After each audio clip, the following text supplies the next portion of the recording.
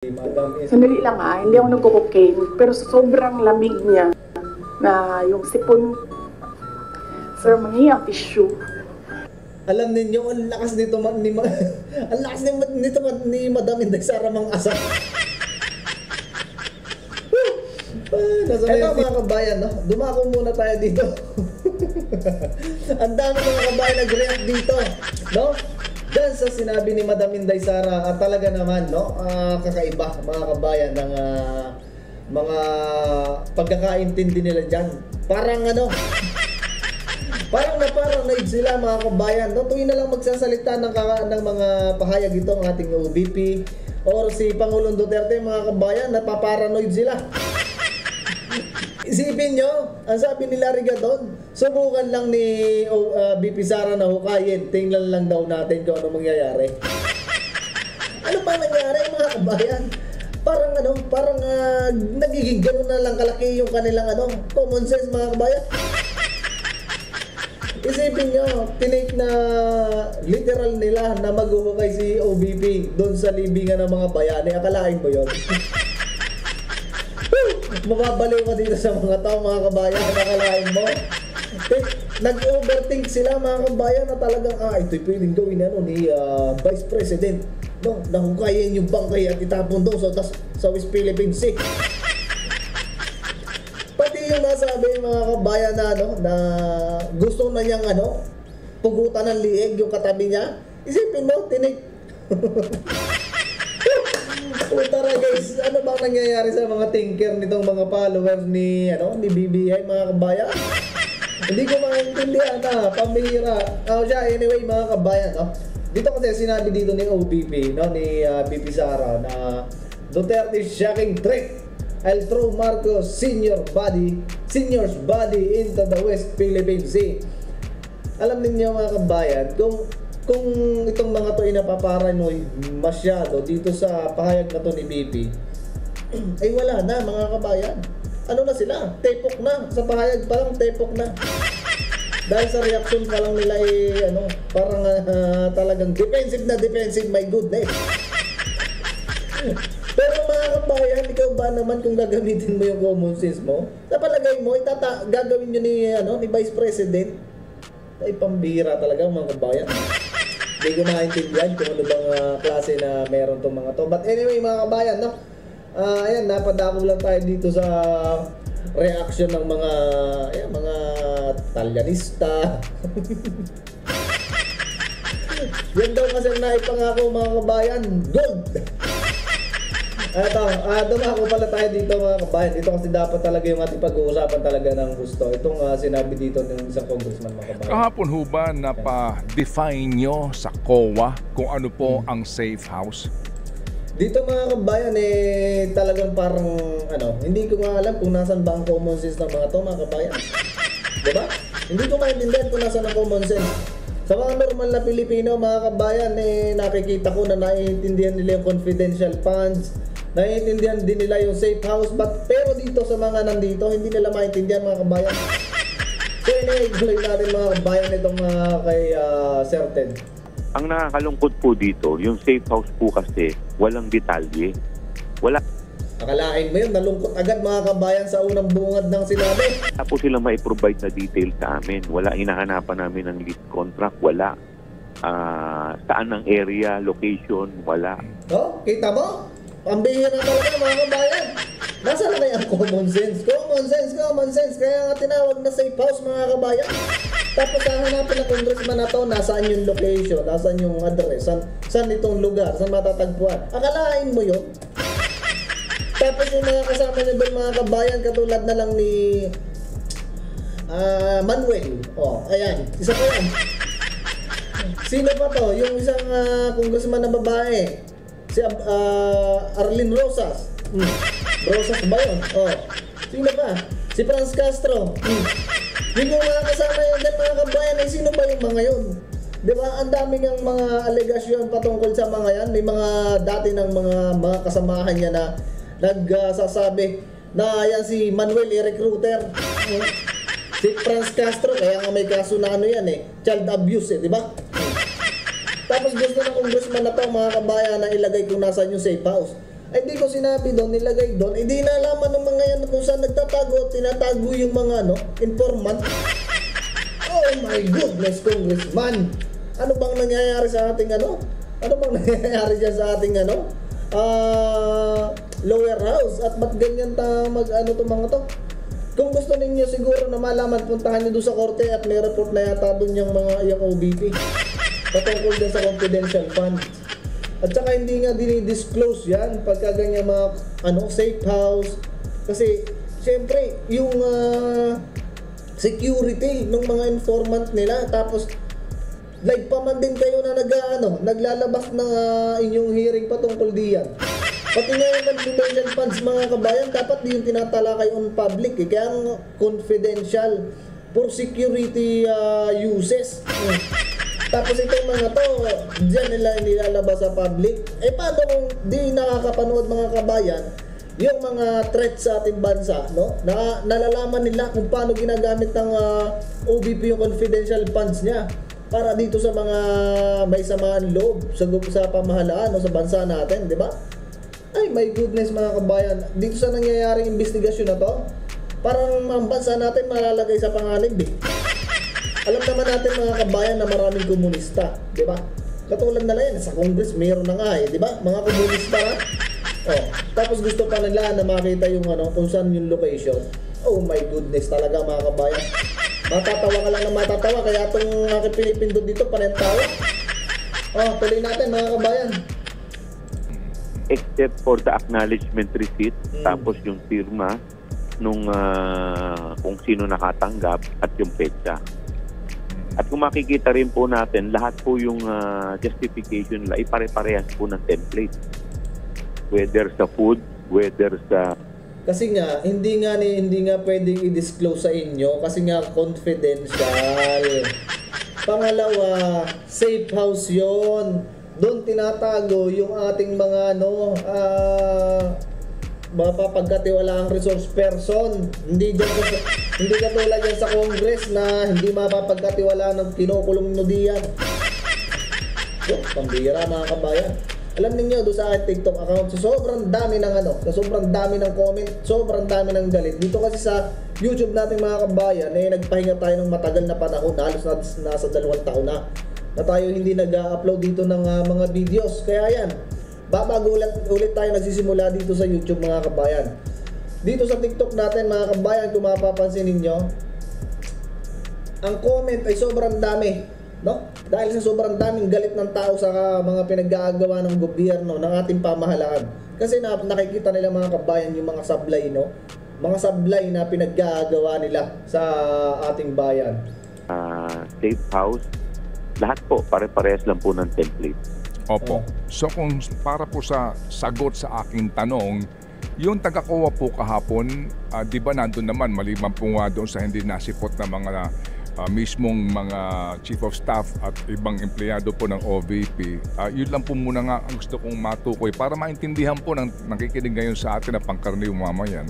Ano ba definition per COA audit rules ang isang safe house? Kasi po, yun, siguro mas maganda dun muna tayo pumunta at unahin. Ano ba ang definition? Alam niyo mga kabayan, natutuwa ako dito kay Sir Ted Pailo.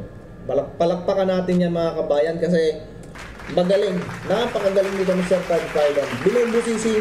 Binubusisi niya mga kabayan yung mga katanungan na dapat talagang maitanong diyan sa mga congressman na yan, sa lahat ng mga sangkot dyan sa pagdinig na yan mga kabayan. Tama lang yan mga kabayan, kaya dito ako madalas nanonood kay Sir Ted Pailo. Tuloy natin. Na-identify ho ba ito? Yung definition po hindi po na i-identify. Opo. Hindi po namin na itanong yan. But we assume, kasi po yung paggamit po ng confidential funds is for intelligence gathering. Kita mo mga kabayan, sa kanya na mismo nang galing for intelligence gathering. So ibig sabihin mga kabayan, pagka intelligence gathering, nandyan na yung mga pagsusurvey nila dun sa sa info ng mga communist, mga ganon, doon sa mga threats sa ating bansa. Tapos gusto nilang ilabas dyan mga kabayan sa huwad ko. Di ba mga kabayan? Sa kanya na rin mismo nang galing yun na intelligence fund. Di ba? Tapos gusto nilang ilabas doon. Ay my goodness mga kabayan, hindi ko magets tong mga to. Kaya pag minsan nag-upload ako sa TikTok natin, natatawa talaga ako mga kabayan sa mga padali ng mga nagdidinig dyan sa lower house mga kabayan. Ay my goodness, nawawalan sila ng credibility sa taong bayan sa pinaggagawa nila. Tuloy natin mga kabayan. Yes. So, ito pong safe house, dito po nilalagay ang mga informant. Mhm. So, yun po yung ano natin, ang definition natin yan. In fact, Opo. dun nga po sa paggamit ng, yung tinatanong nga namin, yung sa paggastos nila sa yun sa pagkain at saka dun sa pagbili ng mga gamot, napakalaki. Tinatanong nga namin, ba't ang laki ng volume? Gaano ba karaming informant na kinailangan? Siyempre, buong bansa yan mga kabayan. Buong bansa yung pinag-uusapan natin dito, Congressman. Hindi yung inyong isang syudad lamang. Pambihira, my goodness mga kabayan. Sumasakit ulo ko dito sa pagpapaliwanag nito. Siya na rin ang may sabi na yun ay safe house. Tapos ngayon, ay tatanungin mo kung gaano ba karami. Hindi nga pwedeng i-disclose yan mga kabayan. Congressman, hindi pwedeng i-disclose sa public yan. Kasi safety ng mga informant yun. Oh my goodness talaga, may gulay mga kabayan. Pasensya na kung medyo na-overacting tayo mga kabayan, pero yan talaga ang katotohanan.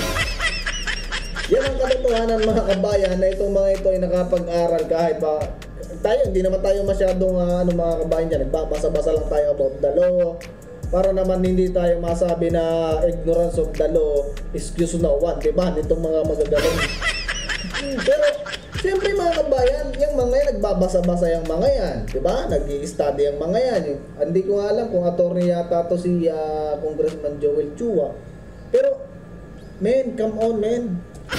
Diba? Yung mga nasa level natin mga kabayan na mga Pilipino, naiintindihan yung confidential funds, naiintindihan yung safe house, naiintindihan yung intelligence fund. Pero itong mga to gusto nilang i-disclose sa public. Diba? Anong klase yun? Anong klase yun? Hindi nila naiintindihan yung confidential funds at saka hindi nila naiintindihan yung safe house, yung intelligence. Oh my goodness naman mga kabayan. Or naiintindihan nila mga kabayan, naiintindihan nila yung mga yon, pero dahil sa gusto nilang siraan yung Office of the Vice President or si BP Sara, ay ganyan yung ginagawa nila mga kabayan. Dati naman alam ninyo ng panahon ni Pangulong Duterte, itong mga congressman na to antitino diba? Napakatitino ng mga yan. Ewan ko, at sa simoy ng hangin nagkaganyan mga kabayan. Yung mga matitino noon na congressman ngayon, iba na. Si Congressman na Gomez yan, okay pa yan mga kabayan. Tsaka si Congressman Marcoleta, kaso si Congressman Marcoleta takbong senator na at number 1 mga kabayan ngayon, number 1. Diba? Number 1 siya ngayon sa survey mga kabayan, si Congressman Marcoleta. Kaya isa yan sa ating nasa list, no? Sus, Mario Joseph, hindi na makakalusot tong mga to. Kaya mga tulonggis dyan, tuloy. Opo, sige. Kasi nga po, yung safe house, para maintindihan, ay ito po ay isa pong uupahan mong lugar para doon kayo magpupulong-pulong para sa inyong gagawin pong mga intelligence operations, pangangalap po ng mga informasyon na makakatulong sa Estado, at para doon po sa gustuhong sa mandate po ng isang opisina, di po ba, Congressman? Hindi ito baka ang akala ng iba titirhan, di ba, nung Vice Presidente o nung opisyal. Basically po, yan po ang tawag dyan, safe house, no? Diyan nila kinakanlong yung mga testigo nila, informers nila, etc. So dito po ngayon, sa usapin po ng safe houses na ito, wala pong nakapagpaliwanag dito sa mga katanungan po ninyo kasi nga wala yung tauhan ni VP Sara. Tama po kayo dyan. Okay. Nandun po. Ayun, nandun na tayo mga kabayan. Tapusin na natin to kay Congressman na to. Mahirap mag-disclose mga kabayan. Kung ako ang OBP, kung ako lang, simplihan na lang natin mga kabayan yung ating logic na pagkaintindi dito. Kaya hindi siguro dinidisclose ni Madam OBP, ni Madam Vice President Sara dyan sa Congress. Kasi nga mga kabayan, meron silang mga kasamahan dyan na hindi mo mapapagkatiwalaan mga kabayan. Diba? isipin mo, yung isa convicted, pero nandyan pa rin mga kabayan. Nasaan yung ano doon? Nasaan yung hustisya doon mga kabayan, di ba? Nandun yung si Manuel, si Brosas. Ang dami mga kabayan na may aligasyon dyan na nasa side sila ng mga kaliwa, di ba? Tapos ngayon gusto nilang i-disclose. So bakit magtitiwala si Vice President sa kanila na ipagkatiwala yung informasyon na pwedeng malagay sa panganib, 'di ba mga kabayan? So anyway, move on tayo dito kay Congressman. Hindi ko alam kung ano bang nasa isip nila diyan mga kabayan. Move on tayo diyan mga kabayan, dito tayo. At dito ako natutuwa mga kabayan. Dito sa saan ba yan? Ito. Sandali lang hindi ako nagko-cocaine, pero sobrang lamig niya na yung sipon. Sir, mangi ang tissue. Alam ninyo, ang lakas nito ang lakas nito ni Madam Inday Sara mang asa. Nasaan na yung tissue? Ulitin natin. Sandali lang hindi ako nagko-cocaine, pero sobrang lamig niya na so literal mga kabayan, nangangasar to dito sa interview na to, dito sa first ko na to hapon, no? Nangangasar mga kabayan. Sir, mangi ang tissue.